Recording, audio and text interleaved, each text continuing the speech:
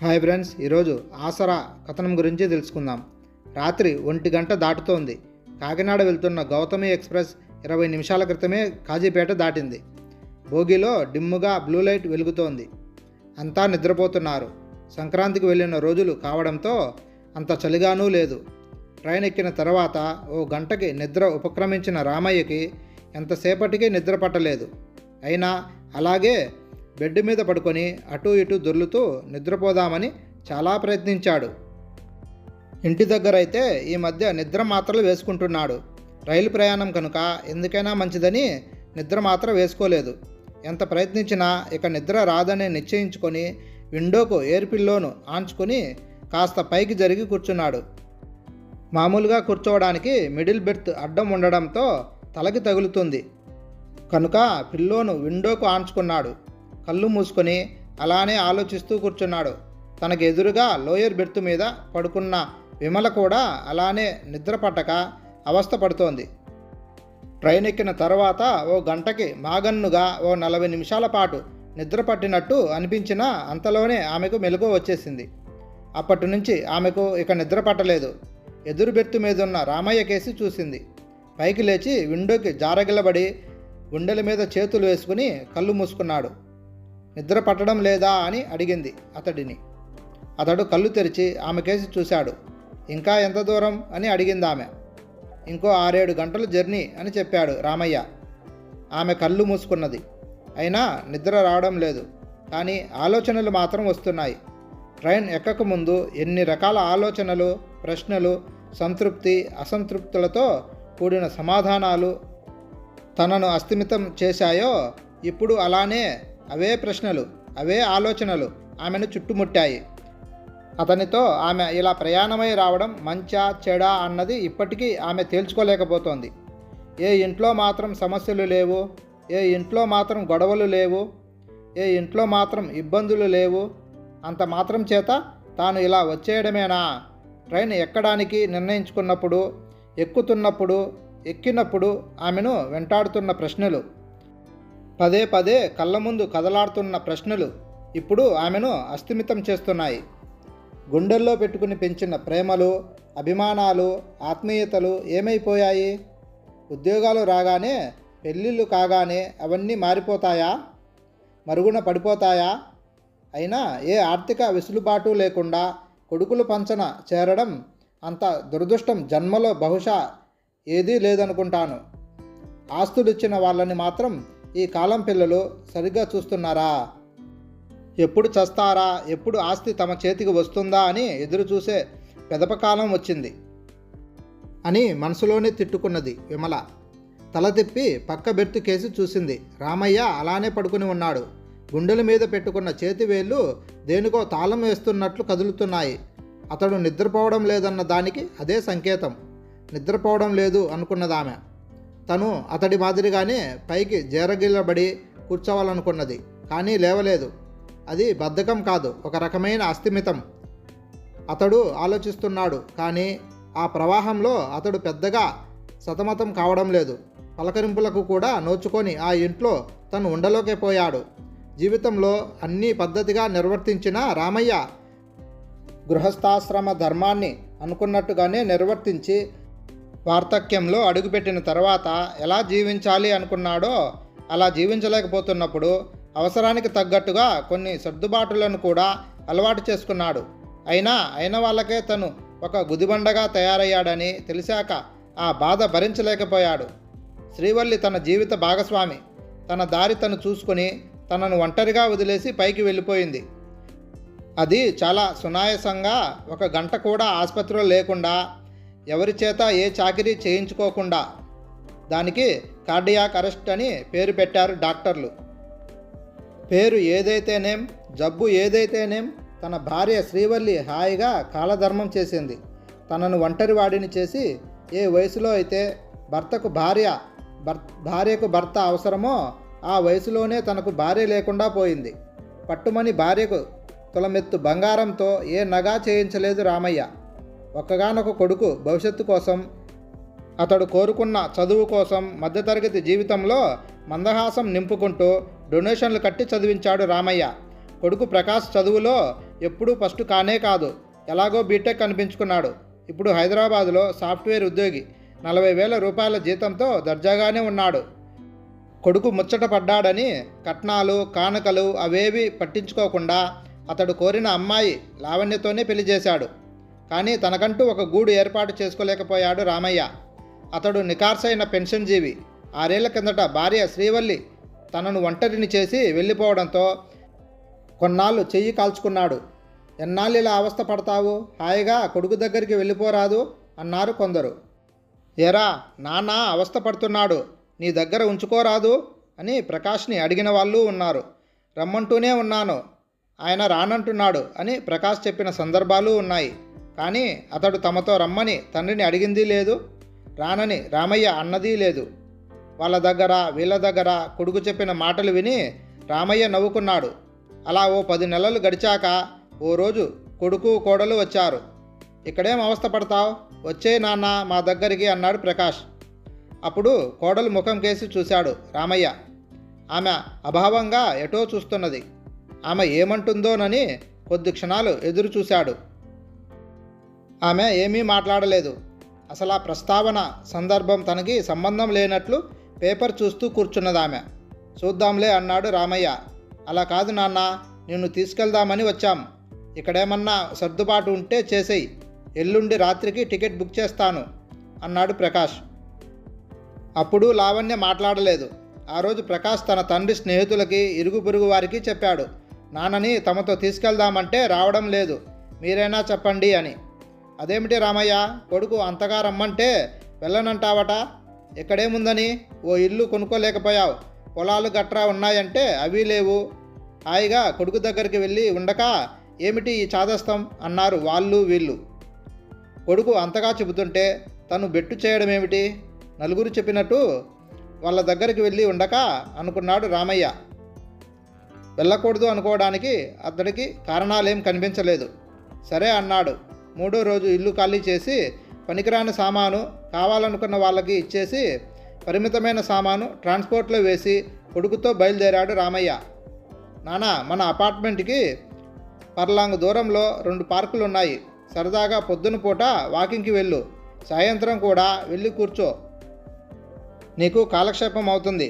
లావణ్య కూడా ఉద్యోగం చేస్తుంది కదా, ఇంట్లో లోన్లీగా ఫీల్ అవుతావు. హైదరాబాద్ వెళ్ళిన 2వ రోజు కొడుకు ప్రకాష్ చెప్పాడు రామయ్యతో. కోడలు కూడా ఉద్యోగం చేస్తుందని అప్పటిదాకా అతడికి తెలియదు. ఆ విషయం తనకెందుకు చెప్పలేదని అతడేమీ తప్పు పట్టలేదు. పోనీలే, వేన్నీళ్ళకి చన్నీళ్లు తోడు అన్నట్లు మంచిదే అనుకున్నాడు. ఓ 4 రోజులు గడిచాయి. ఉదయం సాయంత్రం పార్కుకు వెళ్తున్నాడు రామయ్య. అక్కడ తనలాంటి వారితో పరిచయాలు పెరిగాయి. కానీ ఇంట్లోనే అతడికి ఏదో తేడా కనిపించసాగింది. ఈ 4 రోజుల్లో కోడలు లావణ్య తనతో మాట్లాడిన క్షణాలేమీ అతడికి గుర్తులేవు. టైంకు కాఫీ టిఫిన్లు టీపాయ్ మీద పెట్టి వెళ్ళిపోతుంది. ఎప్పుడూ ఆమె గదిలోనే కూర్చుంటుంది. మాటామంతి లేదు. పిల్లల్ని తన దగ్గరే కూర్చోబెట్టుకుంటుంది. వాళ్ళు తాతయ్య అంటూ రామయ్యకి దగ్గరగా చనువుగా వచ్చిన క్షణాలు లేవు. క్రమేణా కొడుకు కూడా మాటామంతి తగ్గించేశాడు.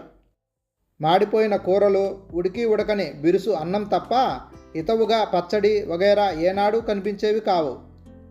కొడుకు కోడలు పండ్లు కొనుక్కొస్తుంటారు. కానీ ఏనాడు తనకి ఓ పండు పెట్టిన పాపాన పోలేదు. అలాగని రామయ్య వాళ్ళ మీద పడి తినడం లేదు. తనకొస్తున్న పెన్షన్లో 10,000 తీసి కొడుకు ఇస్తున్నాడు. మొదటిసారి ఇచ్చినప్పుడు అబ్బే వద్దు నాన్న ఉంచుకో అన్నాడు. కానీ రామయ్య బలవంతం మీద చేతుల్లో పెడితే ఆనందంగా తీసుకున్నాడు ప్రకాష్. తర్వాత నుంచి అడిగి మరీ తీసుకోవడం మొదలెట్టాడు. ఓ రోజు ఇస్త్రీ కోసం ఉతికిన బట్టలు తీసుకెళ్ళడానికి వచ్చాడు వాచ్మెన్. మనమంటే ఆఫీస్కి వెళ్ళే వాళ్ళం, ఐరన్ చేయించుకోక తప్పదు, మరి ఇంట్లో ఉండే వాళ్ళ బట్టలకి ఐరన్ చేయించాలా అని భర్తను అడిగింది లావణ్య. ఆ మాటలు తనను ఉద్దేశించి అని రామయ్యకి బాగానే అర్థమైంది. ప్రకాష్ విసుగ్గా ముఖం పెట్టాడు. నా బట్టలు ఐరన్ చేయించొద్దులేమ్మా అని రామయ్య చెబుదామనుకుంటుండగా లావణ్య అన్నది, పోనీలండి, మరో 4 బట్టలు ఐరన్ చేయిస్తే మించిపోయిందేమీ లేదు అని. ఆ సమయంలో మౌనంగా ఉండటమే మంచిదని ఇంకేమీ మాట్లాడలేదు రామయ్య. 6 నెలలు గడిచేసరికి రామయ్యకి అర్థమైంది ఆ ఇంట్లో తన పరిస్థితి ఏమిటో. ఇక్కడికి వచ్చి తప్పు చేశానా అని మొదటిసారి తనను తాను ప్రశ్నించుకున్నాడు. కోడలు మాట్లాడదు, మనవళ్ళు తన దగ్గరకు రారు, కొడుకు ముభావంగా ఉంటాడు. తను దగ్గినా తుమ్మినా రోడ్లంటా తిరుగుతావు, అలర్జీలు వస్తాయి అంటూ విసుక్కుంటాడు.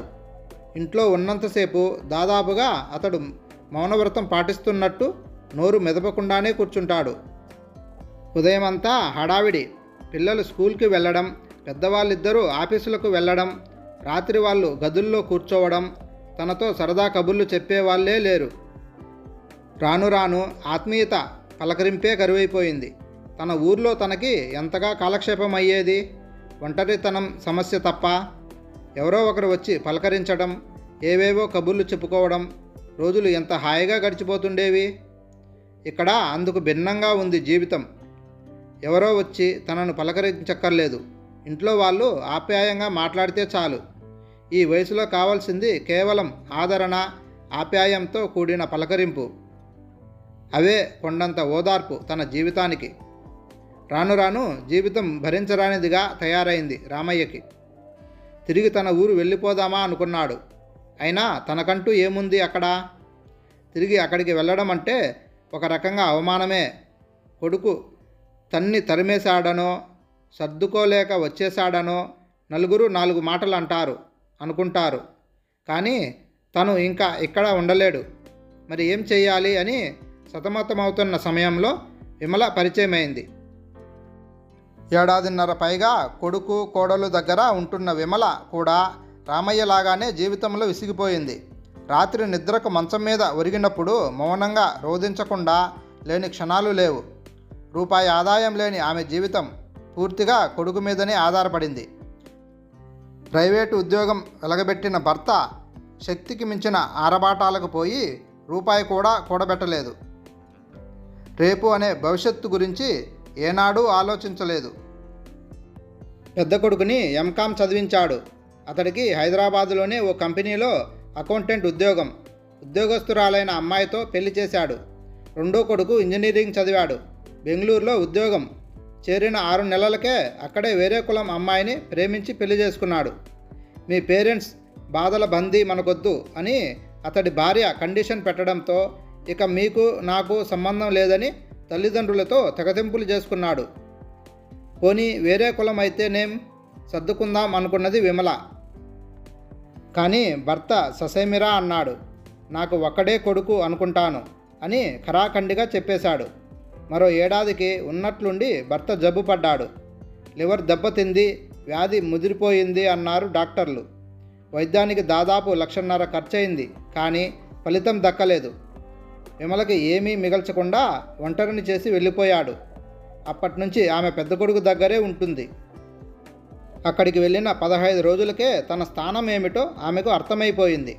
పని సరిగ్గా చేయడం లేదని, నాగాలు ఎక్కువ పెట్టేస్తోందని, పైగా చేతివాటం కూడా ఉందని పని మనిషిని మాన్పించేసింది కోడలు. వేరే పని మనిషిని పెట్టుకుందామన్నాడు భర్త. 3 మనుషుల కోసం పని మనిషి ఎందుకు దండగా అని దీర్ఘం తీస్తూ అత్తగారి కేసి చూసింది. ఆ చూపు, ఆ దీర్ఘం విమలకి బాగానే అర్థమయ్యాయి. అలా తల్లిగా కొడుకు ఇంటికి వచ్చిన నెల రోజులకే ఆ ఇంటి పని మనిషిగా మారిపోయింది. నిజానికి ఇంటి పని చేయడం ఆమెకు ఏమంత కష్టమూ కాదు, చిన్నతనంగానూ అనిపించదు. అయితే తన చేత లాఘవంగా పని చేయించుకుంటున్న కోడలి ధోరణే ఆమెకు రాను రాను బాధగా అనిపించసాగింది. రోజులు గడుస్తున్న కొద్దీ ఇంట్లో ఎదురవుతున్న అనుభవాలు ఆమె గుండెల్లో మంటలు రేపుతున్నాయి. కొడుకు, కోడలు, పిల్లలు బయటకు వెళ్తారు. ఎక్కడికి వెళ్తారో, ఎప్పుడొస్తారో కూడా చెప్పరు. వాళ్ళకి వంట చేయాలో వద్దో కూడా చెప్పరు. బయట ఏదో తిని వస్తారని వంట చేయకపోతే అదో తంట. చేస్తే మర్నాడు తనే ఆ చద్దన్నం తినాలి. ఒక్కోసారి తనకి కూర కూడా ఉండదు. ఏ ఆవకాయ ముక్కో వేసుకుని కడుపు నింపుకుంటుంది. ఇలాంటివే ఎన్నో అవస్థలు. భర్త తరపున ఏ పెన్షనూ లేదు, ఏ ఆదాయమూ లేదు. నిరాధారంగా వచ్చి కొడుకు మీదనే ఆధారపడి బ్రతకాల్సిన జీవితం. ఆఖరికి గుడికి వెళ్ళి దేవుడి పళ్ళెంలో రూపాయి వేద్దామన్నా తన దగ్గర పైసలు లేవు. అమ్మా, ఈ 20 రూపాయలు ఉంచుకో అని కొడుకు ఏనాడూ ఇవ్వలేదు. అంతటి దయనీయమైన జీవితమైపోయింది. తనకంటూ కనీసం ఓ గూడున్న 4 ఇళ్లల్లో వంటలు చేసుకుని డబ్బులు సంపాదించుకొని హాయిగా బ్రతికేది. అలాంటి ఆలోచన ఏదీ లేకుండా కొడుకు కోడలు దగ్గరకు వచ్చి తప్పు చేశాను, చాలా తప్పు చేశాను అని ఓ 6 నెలలు గడిచాక తొలిసారిగా మౌనంగా రోధించింది ఆమె. ఈ బతుకు బతికే కంటే భగవంతుడు తనని తీసుకుపోయినా బాగుండును అనుకున్నది చాలాసార్లు. అలా 10 నెలలు గడిచాయి. ఆ రోజు సాయంత్రం గుడిలో మూలగా గన్నేరు చెట్టు కింద కూర్చున్న విమల తన దుస్థితి తలుచుకొని కుమిలి కుమిలి ఏడుస్తుంటే ఆమెను చూశాడు రామయ్య. ఆ రోజు భార్య శ్రీవల్లి చనిపోయిన రోజు. ఆఫీస్కు సెలవు పెట్టడం కుదరదు అని పురోహితుడిని పిలిచి స్వయం పాకం ఇచ్చి చేతులు దులుపుకున్నాడు కొడుకు. పద్ధతి ప్రకారం ఆమె తిథి జరిపించాలని రామయ్య కోరిక. కొడుకు అలా చేసేసరికి మనస్తాపం చెంది గుడికి వచ్చి కూర్చున్నాడు. మామూలు రోజులు కావడంతో శివాలయంలో జనం లేరు. మండపంలో కూర్చున్న రామయ్య యథాలాపంగా చుట్టూ చూశాడు. గన్నేరు చెట్టు కింద తనలో తాను కుమిలిపోతున్న విమల కనిపించింది. ఆమె కళ్ళు తుడుచుకోవడం చూసి తనలాగే కొడుకు దగ్గర ఉంటుందేమో, బాధలు పడుతుందేమో అనుకున్నాడు. పావుగంట గడిచాక నెమ్మదిగా ఆమె దగ్గరికి వెళ్ళాడు. అతడిని చూసి ఆమె పవిటతో కళ్ళు ముఖం తుడుచుకున్నది. మీరు ఇందాకటి నుంచి ఎందుకో దుఃఖిస్తున్నారో లోగొంతుతో అడిగాడు రామయ్య. చురుక్కున అతడికేసి చూసింది ఆమె. ఇక్కడ పిల్లల దగ్గర ఉంటున్నారా? మరో ప్రశ్న వేశాడు. అప్రయత్నంగా తల ఊపిందామె. కొడుకు దగ్గర కూతురు దగ్గర అన్నాడు రామయ్య. కొడుకు దగ్గర అంది విమల. కొందరు కోడళ్ళు సరిగ్గా చూడరు, కొడుకులు మాట్లాడరు, ఎటో చూస్తూ స్వగతంలా అన్నాడు రామయ్య. ఆమె అభావంగా తలూపింది. ఏ దిక్కు లేకుండా పిల్లల దగ్గరికి రావడం అంత బుద్ధిలేని పని మరొకటి లేదండి అన్నదామె. తర్వాత వాళ్ళిద్దరూ 20 నిమిషాల సేపు మాట్లాడుకున్నారు. ఒకరి సమస్యలు మరొకరు చెప్పుకున్నారు. ఇలా నికృష్టంగా బతికే కంటే చావడం మేలు అంది ఆమె బాధగా కళ్ళు ఒత్తుకుంటూ. తప్పు, అలా ఆలోచించకండి. భగవంతుడు ఎంత జీవితం ఇచ్చాడో అంతా అనుభవించాలి. ఇవన్నీ అనుభవించడమే కదా జీవితం అంటే అన్నాడు రామయ్య. మీకు పెన్షన్ వస్తుంది, మీ కాళ్ళ మీద మీరు నిలబడగలరు, కానీ నేను అంది. తొందరపడి ఏ నిర్ణయం తీసుకోకండి, ఎప్పుడో ఎక్కడో ఏదో ఒక పరిష్కారం దొరుకుతుంది అని లేచాడు రామయ్య. అప్పటికి బాగా చీకటి పడింది. అప్పటి నుంచి ఆ ఇద్దరూ అలా గుడిలో 2 రోజులకు ఒకసారైనా కలుసుకొని మాట్లాడుకుంటున్నారు. అతనితో మాట్లాడుతుంటే భవిష్యత్తు మీద ఆమెకు ఏదో ఒక ఆశ చిగురించడం మొదలెట్టింది. ఏదో ఒక పరిష్కారం లభిస్తుందేమోనన్న ఆశ మెదిలింది. అలా రామయ్య చెప్పిన పరిష్కారం దిశగానే అతడు ఆమె ట్రైన్లో బయలుదేరారు. భోగి అంతా చాలా నిశ్శబ్దంగా ఉంది. పట్టాలపై వెళ్తున్న రైలు చేస్తున్న చప్పుడు తప్ప మరే ధ్వని వినిపించడం లేదు. దాదాపు అందరూ గాఢ నిద్రలో ఉన్నారు.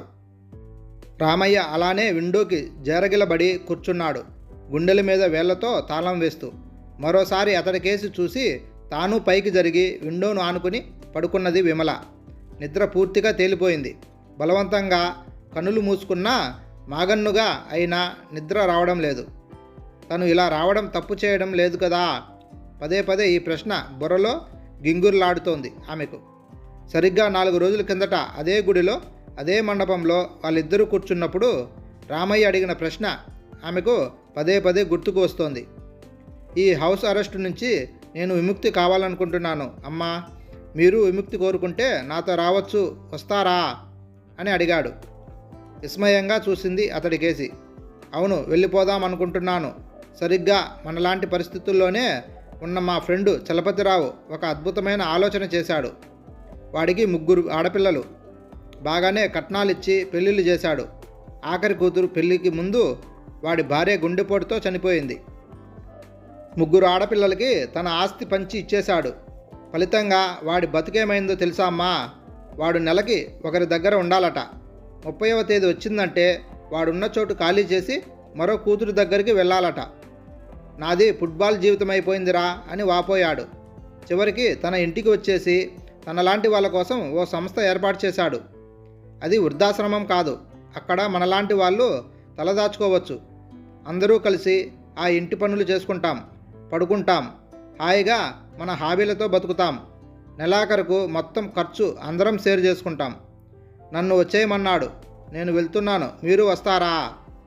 ఒక అన్నగా మీకు ఖర్చు నేను భరిస్తాను. ఎవరి దయా దాక్షిణ్యాల మీద మనం బ్రతకనవసరం లేదు. ఇదో రకమైన సహజీవనం. మా వాడి సంస్థ పేరు ఆసరా. ఒకరికొకరు ఆసరాగా బ్రతకడమే దాని ఉద్దేశం. పర్వాలేదు, సంకోచించకండి, రండి, గుక్క తిప్పుకోకుండా వివరించాడు రామయ్య. ఆమె అవునని అనలేదు, కాదని అనలేదు. ఆలోచనలతో 2 రోజులు తనలో తానే మదనపడింది. అతడు తనను గౌరవించే చూస్తున్నాడు. చివరికి వెళ్ళాలని నిశ్చయించుకున్నది విమల. కొడుకుతో మాత్రం అబద్ధం చెప్పింది. మన ఊరు వెళ్ళిపోతాన్రా, అక్కడ ఏముందని వెళ్తావు? కాదులే, వెళ్తాలే అన్నదామె. అక్కడేం బతుకుతుంది? మళ్ళీ 2 రోజులు తిరిగి ఇక్కడికి రాక తప్పదు కదా అనుకున్నాడు కొడుకు. అలా రామయ్యతో ఆసరా దిశగా రైలు ఎక్కింది విమల. తాను తప్పు చేయడం లేదు కదా? లేదు లేదు, స్వయంగా పిల్లలే తల్లిదండ్రులని తీసుకెళ్లి వృద్ధాశ్రమాల్లో చేరుస్తున్నప్పుడు తన దారి తాను వెతుక్కోవడంలో తప్పేముంది గనుక తనలో తనే ప్రశ్నించుకుంది. రామయ్యతో కేవలం 20 రోజుల పరిచయం అంతే. ఏదో ఆవేశంలో వచ్చేసింది. తొందరపడ్డానా అనే చిన్న అనుమానం ఆమె అంతరంతరాల్లో తొలిచేస్తుంది. ఉదయం 8కి కాకినాడలో ఆగింది రైలు. ఇద్దరూ రైలు దిగి ఆటోలో బయలుదేరారు. 40 నిమిషాలు ప్రయాణించాక ఆటో ఒక ఇంటి ముందు ఆగింది. పాతకాలపు ఇల్లు, 2 గదుల హాలు, కిచెను. ఇంటికి ఉత్తరాన కొత్తగా వేసిన ప్లాస్టిక్ రేకుల షెడ్డు. ఆటో ఆగగానే ఓ వ్యక్తి హడావిడిగా బయటకు వచ్చాడు. అతడే చలపతిరావు. రామయ్యకి షేక్ హ్యాండ్ ఇచ్చాడు. వినయంగా విమలకి నమస్కరించాడు. అప్పుడు చూసింది ఆమె ఇంటి ముందు బోర్డు, ఆసరా అని. అమ్మా, ఇది నీ పుట్టినిల్లు అనుకో. వీడు నీకు పెద్దన్న అయితే నేను చిన్నన్నని. ఇక్కడ ఏ చీకు చింత లేకుండా ఉండొచ్చు అమ్మా అన్నాడు చలపతిరావు వాళ్ళని లోపలికి ఆహ్వానిస్తూ. అతని మాటల్లో ఆత్మీయత, ఏదో తెలియని సాంత్వన, ఆసరా అని మనసులో అనుకుంటూ లోపలికి నడిచింది ఆమె. హాయ్ ఫ్రెండ్స్, ఈ కథ మీకు నచ్చినట్లయితే please like and subscribe friends.